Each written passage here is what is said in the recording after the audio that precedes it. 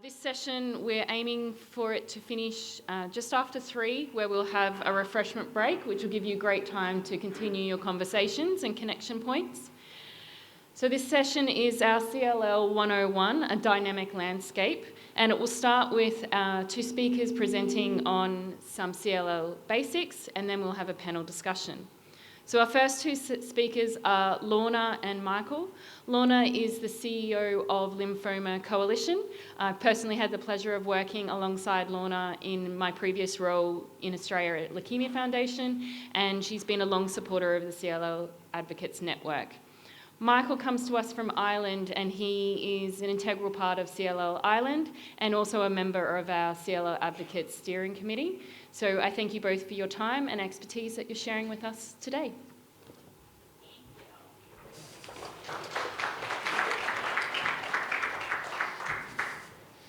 Do you have the No. Zappa? We don't have the clicker to advance this. I'll get it.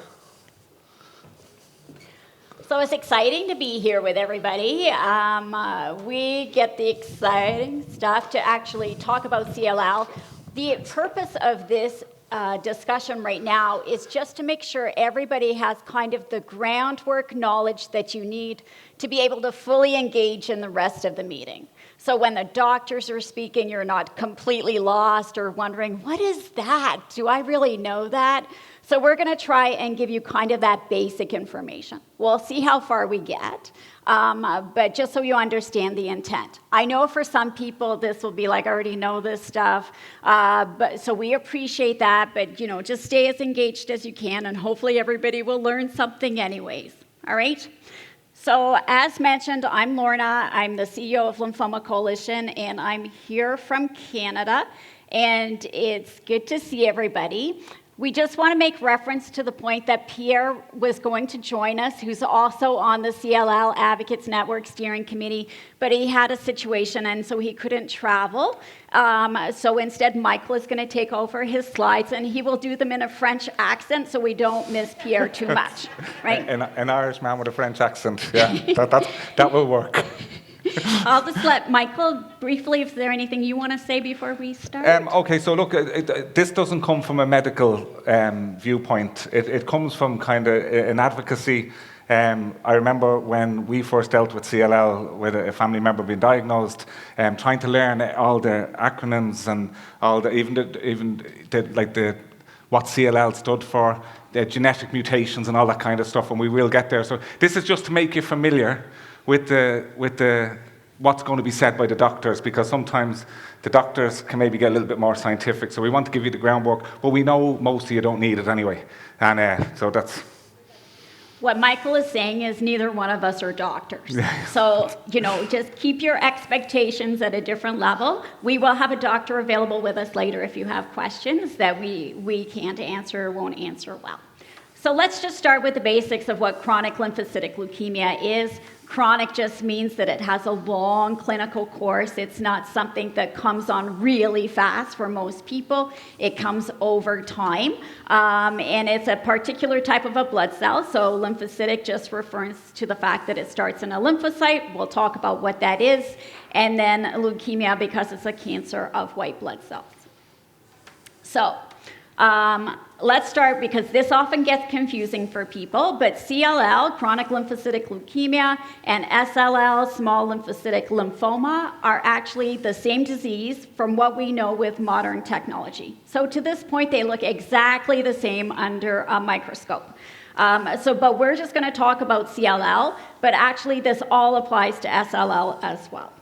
So, and in CLL, the difference mainly between these two are the cancer cells are mainly in the peripheral blood or the circulating blood and the bone marrow. And in SLL, you can find them in the lymph nodes and in other places. So, it really depends on the location of the cells when you're diagnosed. Sometimes patients will be told they have CLL. They go to a doctor later and they have really bulky nodes, and then they're told they have SLL and they think, oh my gosh, now I have 2 types of cancer. They don't. It just means that there's more cells in one place than another, and sometimes it moves around. Okay. So the blood cells are produced in the bone marrow. So this is like a factory for all blood cells, and this would include the lymphocytes that are part of the CLL diagnosis. So basically it's just the factory. That's where the blood cells are coming from. And here is just a circle around the white blood cells, which is what we're talking about here. But this will give you a little bit more of an idea. So you have these stem cells that come out of the bone marrow that can kind of grow up to be any kind of blood cell. And then there's a differentiation made, so there's a choice made about what kind of cell they're going to be. And if you look on the right-hand side here, you'll see the myeloid cells. Those can produce some kinds of white blood cells, and they also produce red blood cells, so the cells that carry your oxygen, and platelets, so those cells that kind of clot your blood if you have an injury or something like that. You know, you get a scab, that's your platelets working. But on the other side, on this left side, all of those cells under that lymphoid section are all kinds of lymphocytes. So this is only white blood cells on this side. And there are a lot of different kinds of white blood cells. But basically what we're looking at here is the B lymphocytes, okay? CLL is a cancer of B lymphocytes. So why does that matter? We will get there. But let me just give you a little bit of history as well with the blood cells when we're looking at them. So red blood cells, when they get made in that bone marrow factory, they last in your body for quite a long time. They can be there for 120 days. So they have lots of time to do their job and figure out life and what their role is in the world. And then you have lymphocytes, they don't. Most lymphocytes are in your blood for maybe 1 to 3 days. Okay? And there are other types of white blood cells that are there for even a shorter time, like neutrophils are only in your body for 4 hours. So even overall, if you're looking at your body, there's way more red blood cells, which is why your blood is red, than there are white blood cells. There's a big difference in ratio, but your bone marrow is super busy making white blood cells because they don't last very long. Okay? So it's still a really busy factory situation in producing these cells and making sure they're available. When we're looking at our lymphocytes, though, and truthfully, in all of our white blood cells, the importance of these cells is they are your immune system. So they're the cells that are keeping you healthy, stopping you catching diseases or getting rid of parasites or other things that might be there that are not supposed to be, and that includes cancer cells, by the way. So if we're looking at our lymphocytes, the very specific role of those B lymphocytes, the ones that become cancerous in CLL, is that they're the cells that create antibodies. And what does that actually mean? So with your B cells, if something comes into your body that's not supposed to be there, the B cells are the ones who are recognizing that. So they're saying, wait a minute, there's a virus here. Let's identify it so the rest of the immune system can kind of get rid of it, okay? Sometimes B cells can do that getting rid of it piece as well, but for most of it, they're identifying those cells. So they create an antibody that attaches to that thing that's not supposed to be there, so the rest of the immune system can recognize it and make sure it goes away, all right? So that's what their job is. So you would think, when you have CLL, what happens with any kind of a cancer is you actually end up with too many of certain cells, right? They reproduce too quickly. And what happens with CLL specifically is there is just one tiny little B lymphocyte that goes nuts. And so when you're looking at CLL, it's called a clonal disease. And that means that it's one cell that keeps replicating. And one of the ways when they diagnose CLL, they can tell it's CLL, is because the cells all come from the same place, okay? So you have this one cell that's gone nuts. And you're like, but it's a B cell, and it has this really important job in the immune system. So now I have too many of those, means I have a really, really good immune system, right? Because my immune system is super prep now. No. Because when that bad cell goes rogue and keeps reproducing, it's not actually very good at its job. It starts reproducing too quickly, And so it doesn't have all of the elements that it's supposed to have to make it a well-functioning B lymphocyte. So instead what you have is you have a bunch of cells that aren't doing their job, and they're crowding out those other cells that are supposed to be doing their job well and are still able to do it. And they also crowd out your red blood cells, so they don't have enough of those, and can crowd out your platelets, so maybe you bleed easier than you used to, okay? So that is the problem, is those B lymphocyte, one of them goes crazy, grows and grows and grows, so this massive expansion, and it starts causing issues for you, and you start feeling poorly. And here, this is just a slide, so you can see what they're looking at under a microscope. If they're looking, they call them smudge cells. Smudge just means that they're damaged, right? So they're not looking the same way that they're supposed to. So here you go. Here's just a look at what that damage can cause. It means you don't have an immune system that functions properly. It means that, again, they can collect in different areas. So some people get those bulky nodes and things. So you might see some people with CLL with the really thick necks, for instance. They can collect anywhere that those nodes are in your body. You have, I think it's like over 800 nodes in different places, mainly in the head, the neck, and the trunk area, though they are a little bit expanded, but most of them are here. So, you know, if your nodes in your stomach are getting full and big, you may not be able to feel them the same way you can feel these ones here in your neck. But what you will get is the symptoms of those things being big. So you may get pressure, feeling like you're full if you only eat a little bit because it's pressing in your stomach. You might get some pain if they're pressing on a nerve, all kinds of things. So just because you only see these ones doesn't mean that they might not be happening in other places that you can't necessarily feel. All right. And again, we talked about how they might crowd out those healthy cells. So you could be anemic. You can realize, oh my gosh, I'm getting a lot of infections. You might notice some bruising or some nosebleeds or things because your platelets aren't functioning properly. So you have that problem with your blood counts that can happen for patients with CLL as well. Make sense? Good. All right. So how do we diagnose CLL? It is most commonly diagnosed in certain parts of the world through a routine blood test. And I say most parts, but not all parts of the world, because not everybody has the benefit of having a routine blood test. In certain countries of the world, you know, you have a yearly physical exam, and they take your blood, and they look at it under a microscope, and they'll be like, wow, you have a lot of lymphocytes, way more than you're supposed to. Something is wrong here. But if you don't live in a country where that happens, then you're more likely not to be diagnosed until you have symptoms of your disease. But in those countries where they do these routine tests, you know, patients can be quite shocked because they're like, but I feel fine. You may feel fine, but actually there's something wrong that's happening, all right? So in order to get a diagnosis of CLL, they look under a microscope, and they look at that sample of the blood, and they're seeing that you have at least 5,000 of those identical CLL cells, right? So those clonal cells that they can tell all came from one cell. Why 5,000?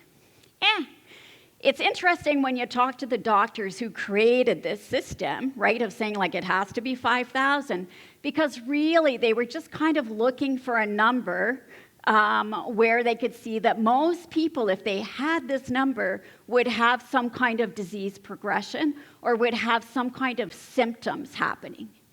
And it becomes important because in a minute we'll look at the fact that if you're under 5,000, so if you're 4,999, what happens to you? Because it is an issue.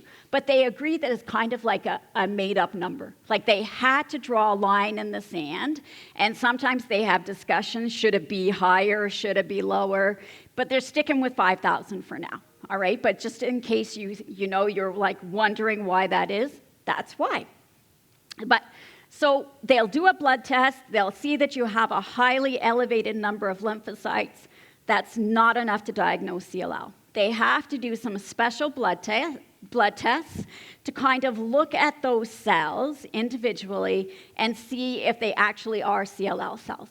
And what they look for are these special markers on the surface of a cell. Now, you'll see here, they're called CDs, or clusters of differentiation, and you're like, what does that mean? And it's basically just a numbering system. So they see all of these things that are on a surface of any cell, and they're like, okay, we're going to start numbering them. So cluster of differentiation, CD, CD1, CD2, CD3. It's no different than if I said right here in this little group table, you're advocate 1, advocate 2, advocate 3. It doesn't mean that these different markers all do the same thing. They do different things, but the only thing that unites them is they're all sitting on the surface, okay? So if somebody's talking about a CD cell and you're like, oh my gosh, what is CD16? Don't worry about it. Just really focus on kind of what somebody is telling you about the process of like, okay, they found a new treatment and it may target something different on the surface of that cell that they know is on a CLL cell, but don't get too caught up in what that particular piece of CD does. They all do different things, all right? Okay. So here it shows you what the classic markers are for CLL, is that you have CD5, number 19, number 20, and number 23. So that's what they're looking for in the certain blood test to figure out if CLL is what you have. There are other reasons you can have a high number of lymphocytes, right? Sometimes, for some people, it's temporary. They have an infection, they have a parasite, they treat something, and they go away, right? So just because someone has an elevated white count doesn't always mean they have cancer. There are other things. They could have a different type of cancer. There's other kinds of lymphomas where you might see an increase in those white blood cells. All right, so they have to do those tests to figure out exactly what it is. So we'll really quickly with small lymphocytic lymphoma, it's possible with SLL that you don't quite have 5,000, right? So there's a possibility. But if you have the really big bulky nodes somewhere, or you have lots of the lymphocytes in your spleen or other places, you'll still get a diagnosis of CLL because it's a very much a disease that is activated, right? Like that we're seeing some of the issues coming out with CLL, all right? If you don't have 5,000 and you don't have any of that bulkiness, you're going to get diagnosed with MBL instead. And all MBL means is that we acknowledge you have a number of those white blood cells that are all coming from the same place again, but they're not at the point where we think it's a problem. And truthfully, a lot of people with MBL, it's just a thing, right? They just have a high number of these cells. They never develop CLL. Small group of those people will, but a lot of them don't, so it's just something that their doctor monitors. They usually don't have symptoms of anything. It's just a thing, okay? So the staging for CLL. We have two systems that get used a lot. The Rye system is used more in North America, and the Binet system in Europe. They have a lot of similarities. Both of them were created by doctors, and they were named after them. So on the top, you see Canty Rye, and in the bottom here is Dr. Binet. They were both born in 1932, so they're both in their 90s, and they're both still alive. And you see them sometimes at congresses, and it's really interesting. When we did CLL Horizons in Edinburgh, 2019, Dr. Canty Rye was there. I drank whiskey with him. It was fun. So that's the good part about being in Scotland. But so they're interesting and still have lots of good thoughts around CLL. The staging systems where they're similar is they're both looking at the impact of CLL on other parts of your body. So is it affecting your red blood cell count? So do you have anemia? Is it affecting your platelet count? Do you have thrombocytopenia?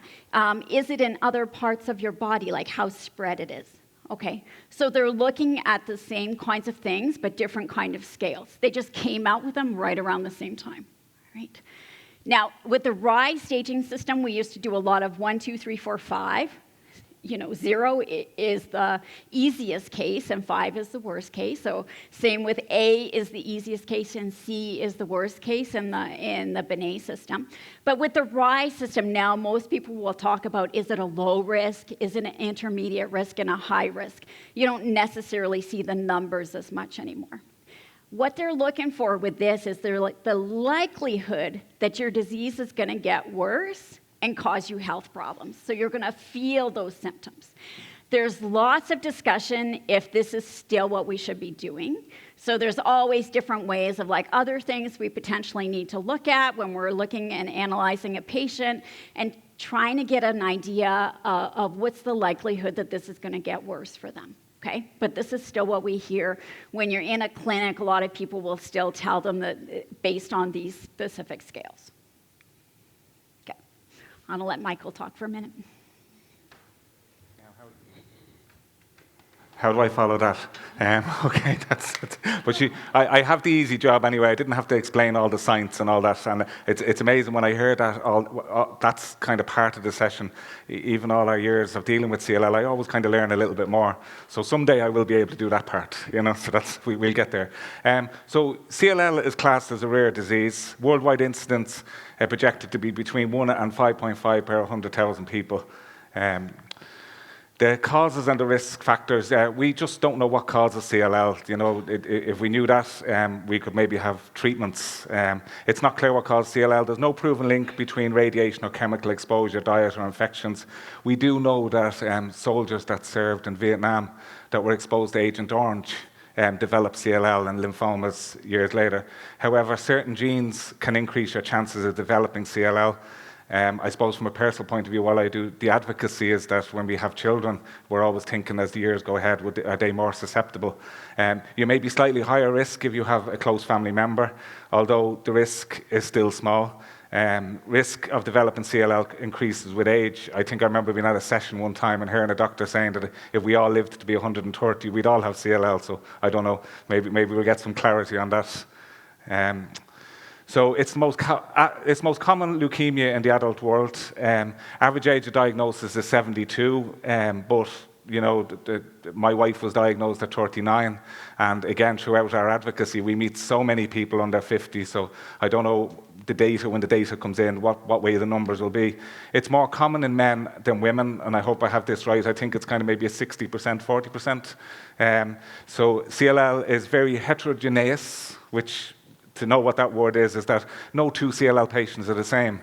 Even though we can look at the slides from earlier on, and you can have two patients with the exact same chromosomal abnormalities, they can both be mutated, but their disease course can go so when them two patients talk to each other, they'd be wondering, well, why did my disease go one way and your disease? We see other patients that are very, very high risk, and you would imagine that they would need treatment very soon, and they seem to go on for years in this. So CLL, about 20-25% of patients never need treatment, and a small percent have very aggressive cancer that needs immediate management. And then you have all of these in the middle that their disease is going to progress and they probably will need treatment. So the global 5-year survival rates, and every time I see that slide, we always say that this is in the past. So kind of to give hope to the patients is the advent of the new novel therapies, probably since maybe 2012, 2013, when they start coming. That part of the CLL data is only being written now. So what we're looking at is we're looking what goes on in the past. So North America, Western Europe, and parts of Asia, where advanced healthcare systems are in place, the 5-year survival rate for CLL ranges from 86% to 88%. And I suppose when we're a global, CLL Advocates Network is a global network, and we see, that patients in the Western world can get diagnosed maybe, like it's an instant, they might end up getting just a blood test and then being told they have CLL. But patients in other parts of the world get diagnosed at an advanced stage, and that's the concern. Middle-income countries, Latin America and Eastern Europe and Southeast Asia, the 5-year survival rate are likely lower, ranging from 70 to 80%. So that's where we see where this comes into play. Low-income countries, particularly in parts of Africa and South Asia, the 5-year survival rate could be significantly lower, often ranging from 50 to 70%. Factors influencing global variations. Access to healthcare. We know that patients that have access to better healthcare have higher survival rates. They've access to cutting-edge treatments, including targeted therapies, BTK inhibitors, and immunotherapies. The stage of diagnosis, early diagnosis is more common in high-income countries where routine screening and better healthcare awareness are prevalent, and economic disparities, economic factors significantly influence the availability of treatments and supportive care, which impacts overall survival rates. So again, we see the global variations and why we, again, as a network, have to work hard to make sure that all patients get access to the best treatments. The symptoms, okay, so Lorna had shown like the bone marrow. So what tends to happen with CLL is as CLL progresses, the bone marrow can get crowded out, and all of the cells that do good in your body, in kind of simple terms, the factory that's producing them, they start becoming lower in numbers. So patients don't have, their immune system can become defective, is the right word, is it? They get flu-like symptoms such as fever, sweats, and body aches, infections from bacteria or viruses, symptoms from low red blood cells, shortness of breath, fatigue, weakness, lack of energy, or sleepiness. This is where them cells in the blood are dropping. Symptoms of low platelets, bleeding from gums, red spots, platelets, ankles, easy bruising or prolonged bleeding from cuts, frequent or severe nosebleeds, and the symptoms from enlarged nodes and spleen. Lorna had spoken about that, pain from enlarged nodes, pain and fullness after eating a meal, the small meal, you can feel full from enlarged spleen. So the B symptoms, so you can have a loss of appetite, unexplained weight loss, night sweats, profound fatigue, and you know, when we're trying to do our advocacy, it's that kind of spot leukemia, spot the symptoms. Sometimes people don't realize that these symptoms could be, they may not be a leukemia, but they could also be, so people should get checked out if they have them symptoms. In high-income countries, most patients have no symptoms when diagnosed because they're usually diagnosed at very high level or at that 5,000 level, or the chromosomes. In humans, each cell contains 23 pairs of chromosomes for a total of 46. 22 of these pairs are called autosomes, look the same in both males and females. The 23rd pair, the sex chromosome. You threw that one in. You said, I'll catch him out. Go on here. I'm going to let you do that one. That's... I thought you were going to give it back. Yeah. Sorry, that's... That's okay. So why is this important? We're giving you a brief lesson on chromosomes because there are chromosome abnormalities that happen in CLL. And some of them, you get this numbering and you're like, what does that mean? Well, the same as like other things in science where it's just, you know, sequential, we number something 1, 2, 3, 4, 5. The chromosomes are exactly the same. They're just numbered like as they find them, 1, 2, 3, 4, all the way along, right? Chromosomes naturally will have a pair, so there should be 2 of everyone, except for that 23rd one that is your biological sex, right? So for females, it's a double X. For males, they get a Y. And we ask why all the time. That's a separate joke. But your chromosomes are like a big X, right? And so the top ones, those top arms of that X are a little bit shorter. They're called a P. And then the legs, or those longer arms on the bottom, those are Q. All right? Just so you know, P, Q. All right? This comes into play because we look at these special abnormalities that we see in patients with CLL. And most patients with CLL will have at least one abnormality, all right?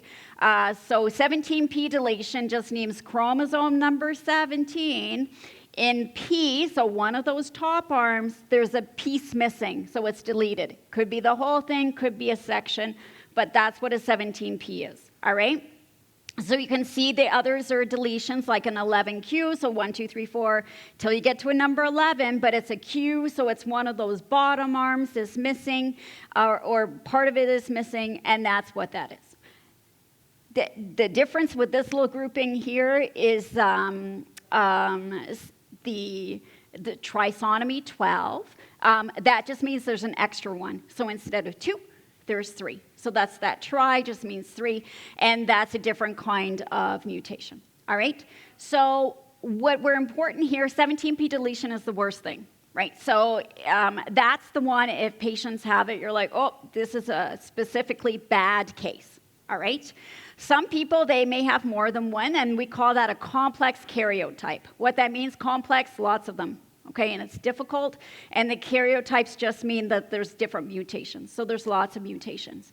This can change over time. So this is not like you get diagnosed once and that's what you have and good, we move on. No, you can get new mutations as you have more treatments or over time as your CLL progresses. So this is a test that, if you look at the guidelines, they recommend that this test be done every time a person has treatment because it can change over time, okay? And they figure out what your mutations are through a test called a FISH, and it just means that the things glow in the dark. So you can see here when we're looking inside the cell at these chromosomes, if you see what the normal looks like, and then you'll see in the trisomy 12, there's an extra green piece so they can actually see, oh my gosh, there's 3, there's supposed to be 2, that's what this patient has. And if you look on the far one here where you're looking at the red, there's supposed to be another one of those and it's missing. So now we know that that's deleted.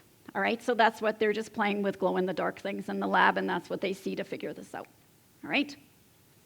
But patients can also have mutations. And what's the mutation? It's a change to that DNA, right? So there's something else going on besides those genetic abnormalities. It's another layer of issues that a patient may have. TP53, we often hear about this. It happens in lots of types of cancers. This is not unique to CLL, but TP53 has a role in stopping cancer growing, right? So that's its job. But of course, cancer does grow for some people. It's because there's something wrong. This is not working the way it's supposed to, so it allows the cells to grow and divide and become a really big issue, all right? TP53 happens to sit on that chromosome 17 in the P region. So there's a link between having a TP53 mutation and also having a 17p deletion for some people. All right. And then we have the immunoglobulin heavy chain variable, so IGHV. And IGHV, it helps control your immune response, right? So we're going to start immune response because something's here that's not supposed to be here. But in CLL, it can be mutated or it can be unmutated. Which one do you think is better? It's better to be mutated, and you're like, what? Why do I need to be a mutant? Because what is happening in the mutated group is that the immune system has actually looked and saw that CLL is there and said, oh my gosh, this is going to be a problem. We need to change so we can help take care of it. So it's your immune system looking at the fact that you're developing cancer and going, what can we do? Let's make a change so that we can try and control the CLL. So if you're not mutated, your immune system gave up a while ago and is looking and going, I don't know what you're talking about. I feel good, right? So you want to be mutated in this case. Okay. There are other biomarkers. We won't get into all of them because we're running out of time, but just some other things that they'll look at in science as well, in clinical trials, but also in just basic science to see what we can know about the impact on people developing CLL, maybe get better at figuring out who's going to have a worse case versus a better scenario. All right. Back again on the easy slides. The management. Is it better to catch cancer early? Not always, and that's where I think the Rye and the Benet stage on CLL, until EHA 2019, that showed that for high-risk patients, early treatment with ibrutinib slowed progression. There was no evidence that treating patient early was of any value, and that's any of the conferences that I've gone to EHA, that's what we constantly see. They've always tried to figure out is treatment. It's not a cancer that the data has shown that if you treat it early, it kind of improves the course. Outside of clinical trials, active monitoring, you will have heard watch and wait, and we change and watch and worry. We're always trying to change the words on it because it kind of lessens the impact when you use words like watch and wait. The principles of CLL therapy generally only treat when CLL becomes symptomatic, not at a particular level of lymphocytes. Prognostics and predictive testing should be done first to determine the best possible options, and that's why we were mentioning all the chromosomal abnormalities, because they become important. New therapies are coming fast, and treatments are getting better, so maybe the longer that you wait a patient, that a better treatment will be available further down the road. Clinical trials may be the best choice if possible. Many therapies weaken the immunity, so that's what we have to be careful of. Many CLL patients, I don't know, will we have time to cover the slide on SAD? It's there, is it? So all decisions should be shared between the patient and the doctor. So shared decision making is really important. You're going to hear that in the next few days. And we'll be challenging the doctors on that too. Measuring treatment effect. Okay, so we put this slide in because I found some of the early CLL Horizons conferences we came to, we never heard these words, minimal residual effect, minimal residual disease, UMRD, the term used. So we thought it important to put the slide in because you're going to hear that. That's when a patient gets treatment. After the treatment, when they test, can they detect the disease? So the tests are becoming so scientific, is what the use of words that. So the CLL confusion, clinical heterogeneity, we spoke about that, no two CLL patients, long survival versus aggressive clinical course, likely reflecting the underlying biological heterogeneity. Prognostic testing helps, but is not 100% predictive. There's still no curative treatment. Diagnosis and treatment initiation do not coincide. Only some treatments will work for some patients due to predictive factors, and high lymphocyte counts do not need to be treated. Patient concerns at diagnosis, stress. We know that when patients are diagnosed, and I never get my head around this, that a patient can be diagnosed and their CLL is at a low level, but they've been told they have cancer and they leave the hospital and told to come back in 6 months, and they're at home and suddenly I have cancer. You know, that's how they tell my family. So patients have a hard time accepting the diagnosis of an incurable cancer, which does not have symptoms nor requires treatment. After the initial shock of diagnosis, they are faced with a series of dilemmas, confusion and or conflicting choices which lead to stress. CLL and immunity related. Do you want me to do it? I do? Okay. CLL is a cancer of the immune system. Lorna had explained all that in the earlier slides. People with CLL have an autoimmune dysregulation, meaning that there is an increased susceptibility to infection and to autoimmunity, which was really highlighted when COVID had hit. This can result in higher risk of opportunist infections, but also increase the occurrence of secondary cancers, autoimmune complications, secondary immune deficiency, and affecting the course and management of the disease. And I think that SID is really, really important because CLL patients, on top of their diagnosis of CLL, a lot of them are back out in the world and they're not being told that they may have an issue with their immune system. So as advocates, we're trying to change that. Primary causes of death for CLL for people with CLL are progressive disease and infections. Infections are a significant course of morbidity throughout the disease course. We constantly maybe start hearing nowadays that patients don't die from CLL, they die from infections, but it's because of the cancer of the immune system that they got the infection in the first place. CLL patients have less predictive and robust responses to vaccination. Immunization, infection management, and prevention strategies are key to improve quality of life. So you can kind of see on that slide, that's where the issues are for patients. Oh. Yeah. So one more thing to say, we started late, so we are kind of at time. But because your break is ready and we're trying to get back on schedule, if you have questions, we're here, so come and ask us. And we also have Professor Anna Schuh in the back who's waving at us right now. She's around during break, and if you have questions, she's happy to answer. She's wonderful. She's very good at explaining complicated things in terms you understand. So if there's questions that you have, just please ask. Throughout this Congress, if you're like, okay, there's still things I don't get, and I'm worried that I won't really understand some things, then find a friend, right? So, come and sit with me. I love explaining, how things work. I used to be a teacher, so, I'm like, yay, we get to teach. So, sit with Michael. He might sometimes send you to Jan because she knows more, his wife, which makes sense. But you know what I mean? Find somebody that you're comfortable having those conversations with. We don't want anybody to leave here on Sunday and go, that doctor said something and I have no idea what it meant. Okay? So come and ask, find a friend, make sure you get clarity on all those things that you need. And right now, if there is something that we spoke about where you're like, I still don't get it, then feel free, come and ask us. We'll be around during break.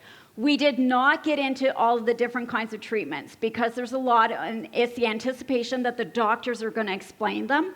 But in case, again, you're still like, I don't understand what a degrader is, come and ask, okay? Let's make sure we have a really good ongoing dialogue.